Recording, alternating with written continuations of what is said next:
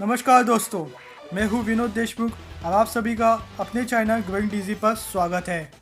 तो दोस्तों, आज हम डिस्कस करने वाले हैं कि म्यूचुअल फंड के क्या एडवांटेज और डिसएडवांटेज है। तो बिना स्किप किए देखते रहिए हमारा ये video. Let's start the video. तो म्यूचुअल फंड का पहला एडवांटेज ये है कि डाइवर्सिफिकेशन। पहले हम इसे एक एग्जाम्पल के तरीके से समझते हैं। हम सब लोग जब सुबह उठते तो चाय पीते हैं। जब चाय पाउडर, दूध, पानी, शक्कर जैसे पदार्थों का सही मात्रा में मिश्रण या मिक्सिंग होती है तब एक अच्छी चाय बनती है। ऐसे ही म्यूचुअल फंड को बेहतर और प्रॉफिटेबल बनाने के लिए वेरियस सेक्टर्स के सिक्योरिटीज़ की मिक्सिंग होती है, जिससे म्यूचुअल फंड के ऑब्जेक्टिव्स मीट हो सके। एक म्यूचुअल फंड में वेरियस सेक्टर्स में इन्वेस्ट किया होता है। अगर आप कोई भी म्यूचुअल फंड खरीदते हो तो आप indirectly financial sector, automobile sector, energy sector, telecom sector ऐसे कई सेक्टर्स में इन्वेस्ट होता है, जिससे रिस्क के चांसेस बहुत कम हो जाते हैं, क्योंकि एक साथ हर सेक्टर में गिरावट आने के चांसेस बहुत ही कम होते हैं। हर दिन कोई सेक्टर गेन करता है तो हर दिन कोई सेक्टर में गिरावट होती है। मतलब किसी सेक्टर का वैल्यू बढ़ेगा तो किसी का घटेगा। तो इससे म्यूचुअल फंड में बैलेंस बना रहता है। इस डाइवर्सिफिकेशन से रिस्क कम हो जाता है। और अगर कोई सेक्टर्स में बड़ा डाउनफॉल आने वाला है तो फंड मैनेजर वो सेक्टर्स में के एनएवी बेचकर दूसरे प्रॉफिटेबल सेक्टर्स में इन्वेस्ट करने लगता है। इससे म्यूचुअल फंड के इन्वेस्टर का इंटरेस्ट रेट सेफ हो जाता है। अब हम बात करते हैं हमारा दूसरा एडवांटेज लिक्विडिटी के बारे में।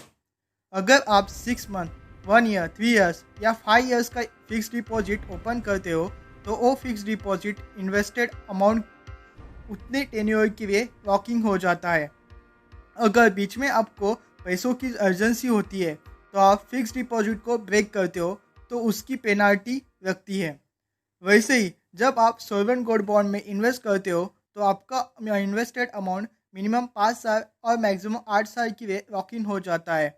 पर गोल्ड बॉन्ड को बीच में ब्रेक करने पर उस पर पेनल्टी नहीं लगती है। उसी तरह म्यूचुअल फंड को भी आप बीच में ही एग्जिट कर सकते हो और उसके ऊपर भी पेनल्टी नहीं लगेगी। म्यूचुअल फंड का तीसरा एडवांटेज ये है कि एक्सपर्ट मैनेजमेंट और प्रोफेशनल मैनेजमेंट आपको मिलता है। जब कोई भी इन्वेस्टर म्यूचुअल फंड में इन्वेस्ट करता है तो उस म्यूचुअल फंड की एएमसी मतलब एसेट मैनेजमेंट कंपनी इन्वेस्टर के फंड को अच्छी सिक्योरिटीज़ में इन्वेस्ट करने के लिए फंड मैनेजर को अपॉइंट करती है। वो फंड मैनेजर उस फंड के ऑब्जेक्टिव्स को मीट करने के लिए बेस्ट सिक्योरिटीज ऑप्शन में इन्वेस्ट करता है।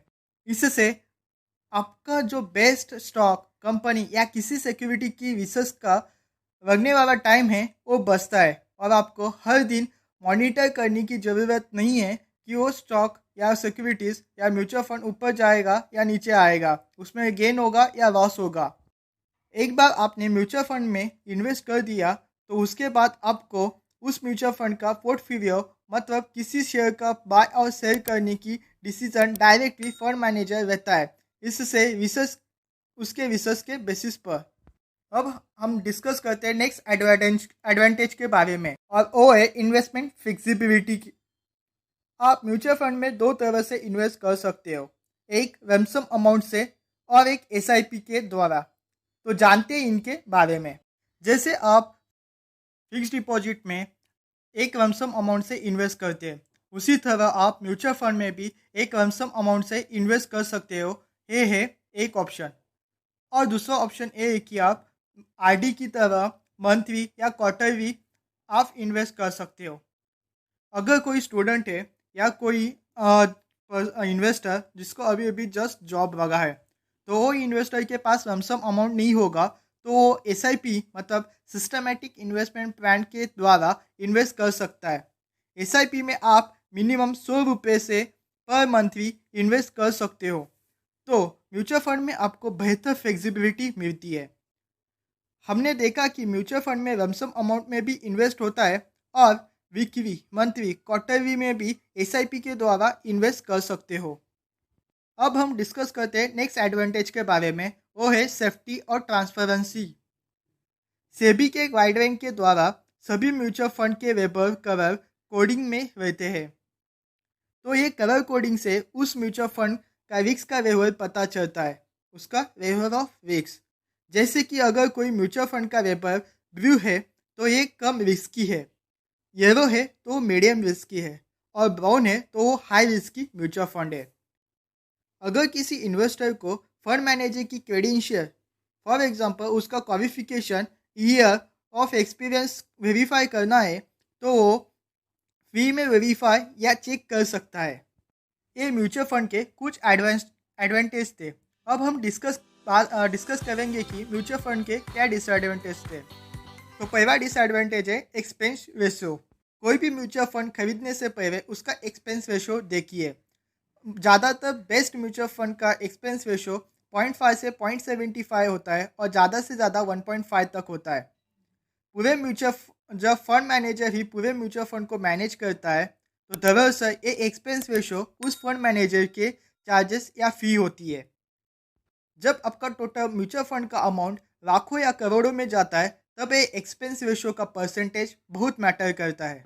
अब हम दूसरा डिसएडवांटेज के बारे में बात करते हैं, वो है not fix return. Mutual fund में आपको फिक्स रिटर्न की कोई भी गारंटी नहीं होती है। म्यूचुअल फंड ये शेयर मार्केट के ऊपर डिपेंड करता है। अगर शेयर मार्केट में गिरावट या तेजी आती है तो उसका इम्पैक्ट हमें म्यूचुअल फंड में देखने को भी मिलता है।